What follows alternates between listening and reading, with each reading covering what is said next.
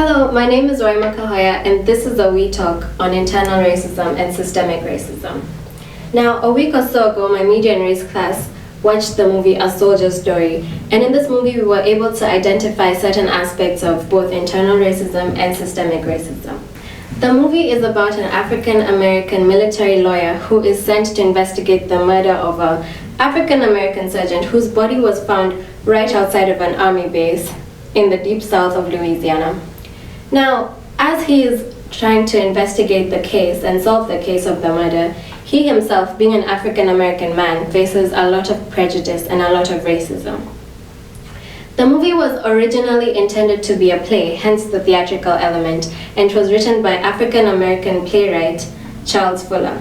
Fuller himself joined the army in 1959, and so he was able to draw from his experience to influence the movie in an authentic way. I'm going to now talk about three main characters of the movie. The first being Captain Davenport. Now, Captain Davenport was the military lawyer who was sent from Washington, D.C. to investigate the murder. He plays a major role in this film as a form of representation for these soldiers who have never seen an African American like themselves in such a position of power. And he's also challenging many stereotypes as he's very educated and also very smartly dressed. The second character that I'm going to focus on is Sergeant Waters. Now, Sergeant Waters is the man who was killed and whose case is being investigated. He's quite a caricature as he exaggerates an embodiment of internal racism. We're going to talk about exactly what internal racism is later on in the presentation. The third character that I'm going to look at is C.J. Memphis. Now, C.J. Memphis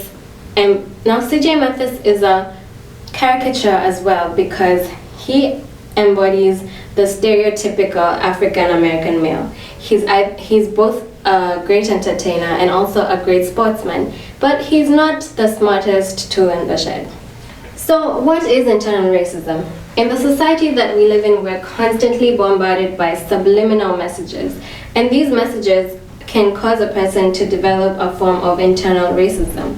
Well, internal racism happens when a person begins to dislike or not identify with the racial group that they belong to. And also, it can happen that they also begin to dislike other people who belong to their racial group. And how does this happen? Well, the racist messages that a person receives can be absorbed and they can then develop the mindset of being internally racist.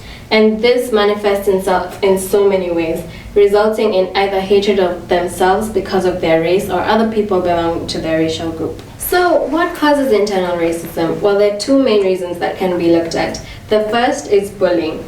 If a person grows up in a place where they feel like they are discriminated against because of their race that they belong to, or they feel that other people of other races have certain privileges that they do not have any access to, then they can start to develop a mindset where they believe that their own race is not good enough, or their own race is somehow less than another race of another person.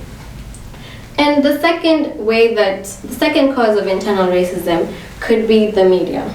Now, the media constantly portrays images of what can be ideal beauty, for example, in certain cultures. And so a person can look at these images that are being portrayed in the media and say, I don't identify with that, I don't look like this, so does this mean that I am not the ideal? That's the mindset that can start to be developed in a person. So what is the difference between internal racism and systemic racism? There are 5 main factors that contribute to internal racism, and we're going to look at each of these factors in detail. The first is the wealth gap. Now, in the US, there are certain gaps in how people are paid based on their racial group, and this is shown through numerous studies and research. Dollars. And this is systemic racism. The second factor that contributes to systemic racism is employment.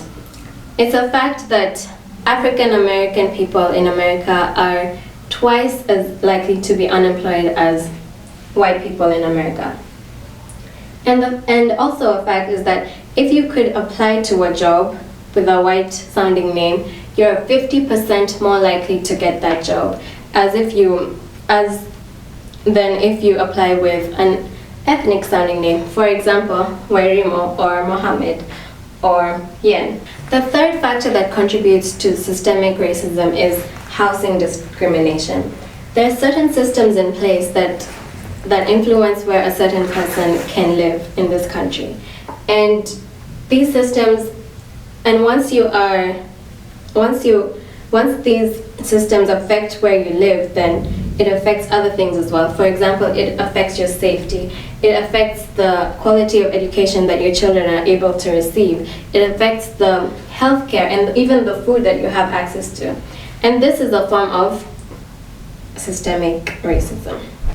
Now, in the movie A Soldier Story, the soldiers were restricted to playing in the Negro League, and this is a form of systemic racism, being that there were certain things that they could not have that the other leagues could have, just because they were African Americans.